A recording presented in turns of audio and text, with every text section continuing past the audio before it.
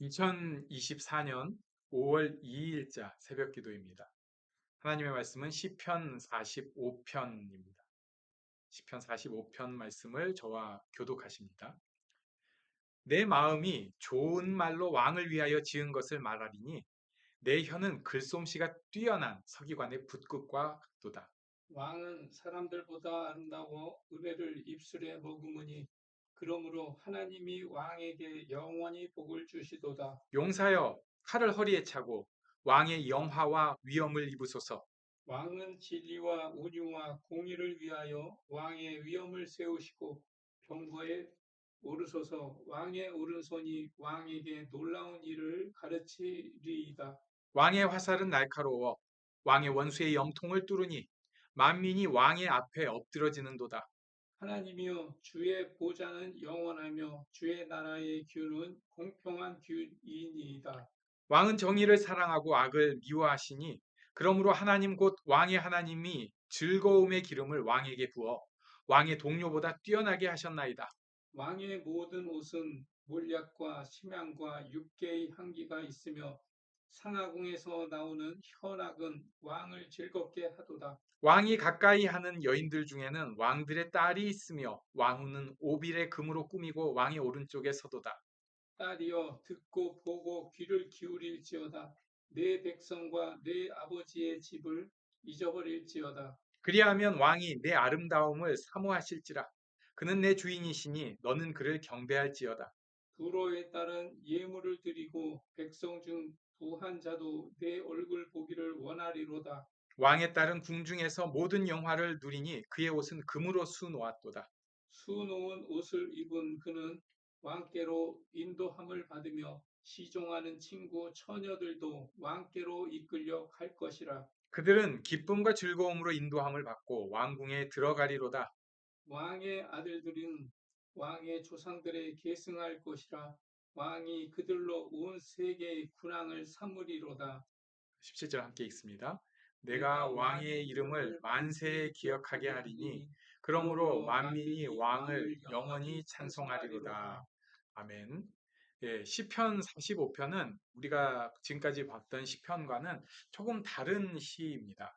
쉽게 말하면 이건 왕의 혼례를 축복하는 그런 내용입니다. 1절에 보면은 어, 내 혀가 글솜씨가 뛰어난 서기관의 붓끝과 같도다. 이걸 그냥 쉬운 말로 하면은 내 입이 근질근질합니다. 막 터져 나올 것이 많습니다. 뭐가 그렇게 터져 나오냐면은 왕의 멋짐에 대해서 얘기를 하고 싶은 거예요. 그게 2절부터 8절까지 내용인데 왕이 완전히 멋지다.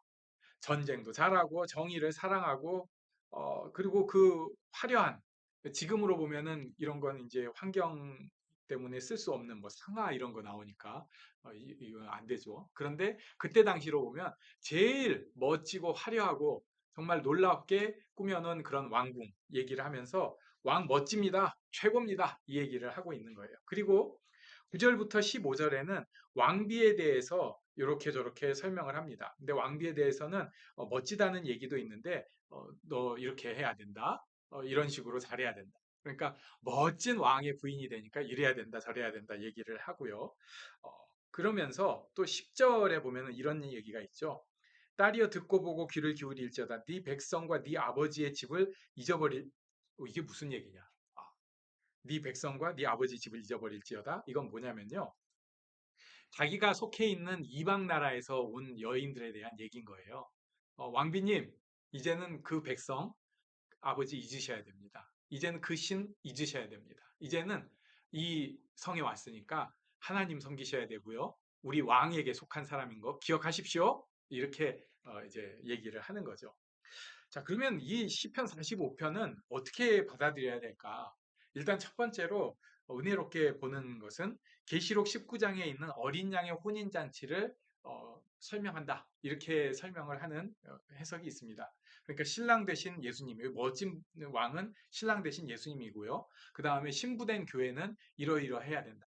하나님 앞에 우리는 신랑 되신 예수님이랑 결혼한 교회와 같은 모습이니까 이제 지금까지의 모습, 숨겼던 것들을 버리고 오직 예수님으로 생각하고 새로운 삶으로 새 생명으로 살아야 된다. 이렇게 해석을 하니까 어느 정도 맞는 것 같아요. 또 어떤 얘기가 있냐면, 아니 뭐 그것도 가능은 하지만 이건 결혼 자체에 대해서 성경이 축복하는 것이고, 이건 왕의 그 결혼을 이야기하면서 결혼에 대해서 시편이 또 성경이 어떤 관점을 갖는가 굉장히 축복해주고 좋은 얘기해주고 이것을 이야기하는 것이다. 결혼은 하나님의 축복받는 것이고 하나님 앞에 나아가는 것이다. 이렇게 설명을 합니다. 저는 이것도 가능하겠고 저것도 가능하겠고 또 정확하게는 모르겠지만은 분명한 것은 어떻게 해도 저는 그 당사자가 돼 있네요.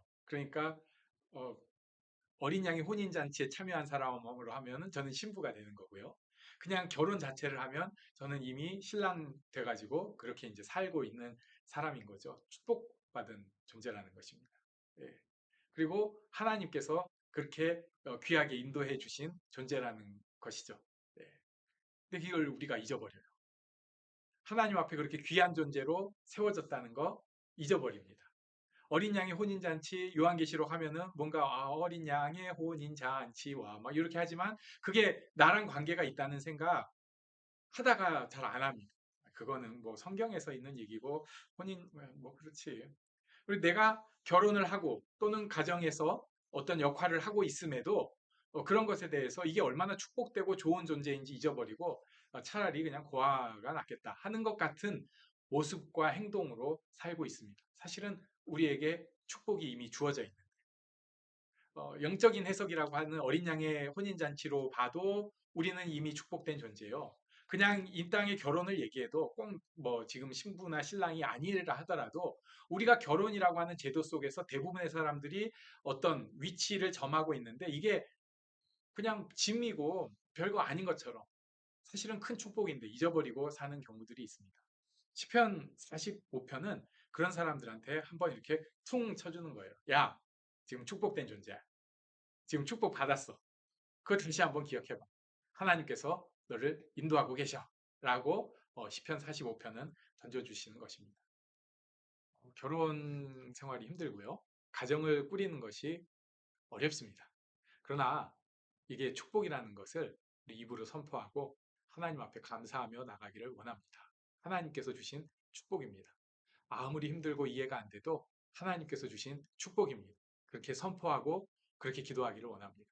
또 신앙생활 하는 것이 하나님 앞에 가는 날까지 신앙생활 하는 것이 만만치 않습니다. 하지만 분명한 것은 어린 양의 혼인잔치에 우리가 신부로 섰다는 것을 기억하고 기쁨으로 이 일들을 감당해내는 우리가 되면 좋겠습니다.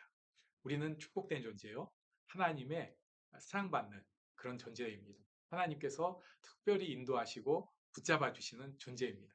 그것을 믿고 하나님 앞에 나아가는 우리가 되기를 원합니다. 이렇게 기도하는 시간 같습니다.